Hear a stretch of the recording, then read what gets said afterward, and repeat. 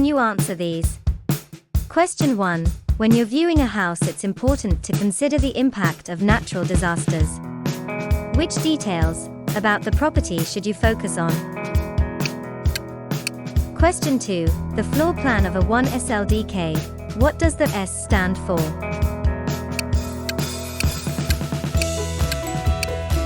Question 3. What does Ichijo mean?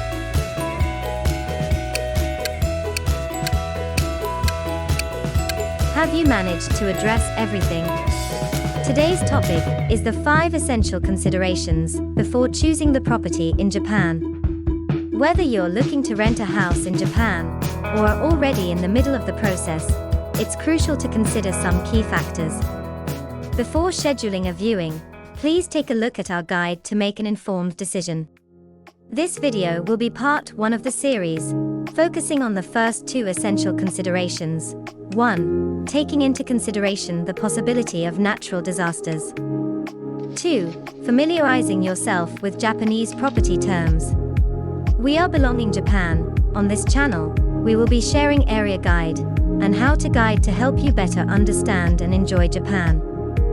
For additional information on this topic and other guides, please visit belongingjapan.com. Don't forget to subscribe, and your likes and comments are always appreciated as they help us understand how to create better videos for you. Let's begin with the first topic. When looking for a house, do you consider factors such as earthquakes and other disasters? The design of the house, its size, and the distance from the station are all important factors to take into account.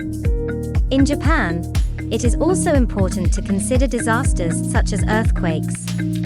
At Home, a renowned real estate information service in Japan, conducted a survey among 1,016 nationwide at-home affiliated stores that have assisted customers searching for rental residential properties. They inquired about the essential property information to check in preparation for earthquakes. Here are the results of the survey. It is noticeable that almost every real estate agency emphasized the importance of hazard maps, followed by building age and structure.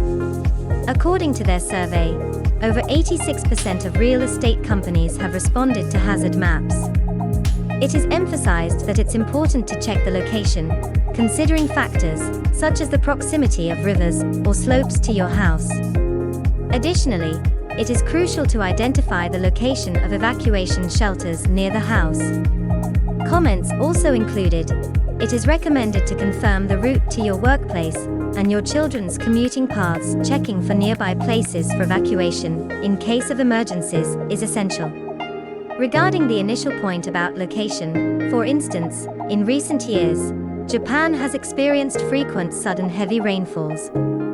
It might be advisable to check beforehand whether nearby rivers have flooded in the past, or if there is a potential risk of landslides.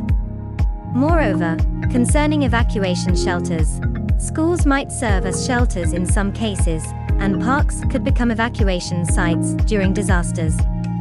Confirming these details in advance is also considered beneficial. This is the Hazard Map portal site, operated by the Ministry of Land, Infrastructure, Transport, and Tourism of Japan. When you enter an address in Japanese, details about considerations in that area are displayed. It might be worth taking a look. The URL is listed in the description box below. In second place was building age, accounting for 54.9%. Comments from real estate companies included statements such as investigating seismic standards based on the building age. The term new seismic standards refers to the seismic standards applied since June 1, 1981. These standards aim to establish structural criteria that prevent collapse even during strong tremors, with an intensity of approximately 6 to 7 on the seismic scale. It's worth checking with your real estate agent about the building age according to these standards. Let's now move to second topic. Familiarize yourself with Japanese property terms. The terms used in Japanese apartment layouts might be confusing if you are not familiar with them.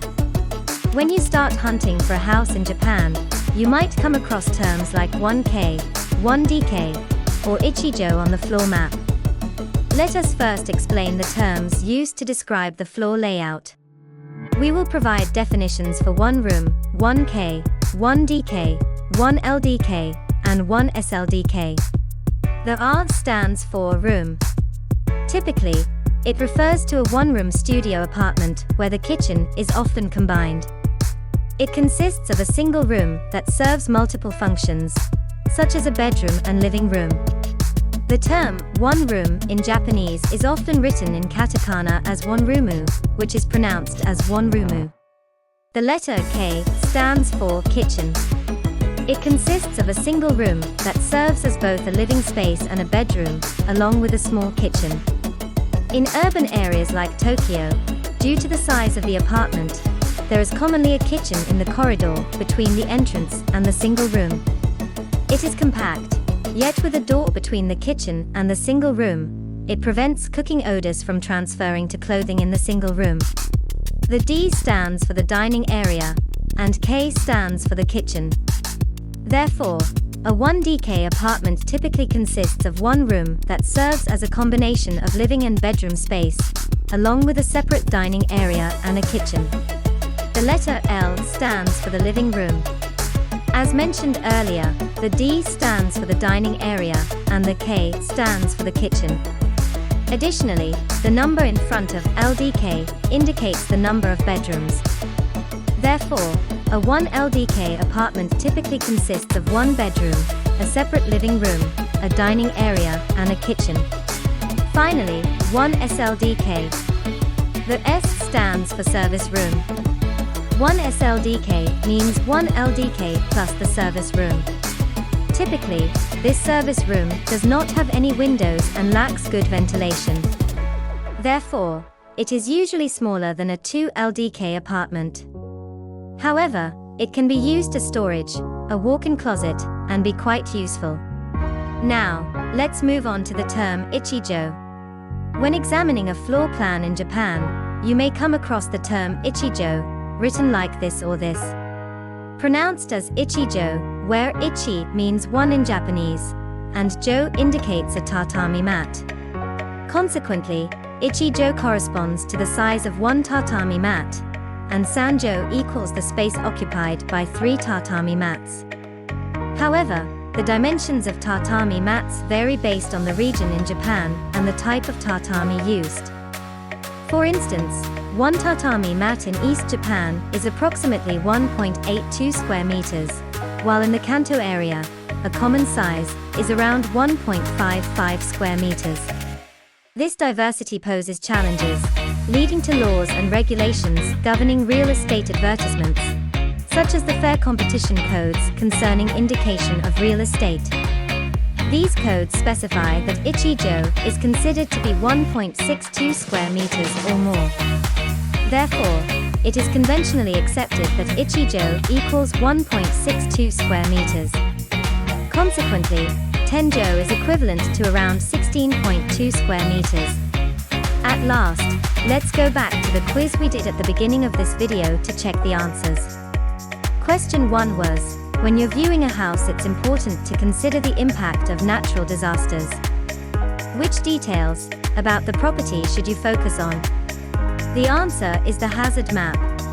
The second question was the floor plan of a 1 SLDK. What does the S stand for? The answer is service room. The last question was, what does ichijo mean? The answer is the unit of area measurement. This marks the end of today's session. We hope the information was useful. Join us for part 2, where we will delve into the cost of renting the house. Thank you for watching, and have a great day.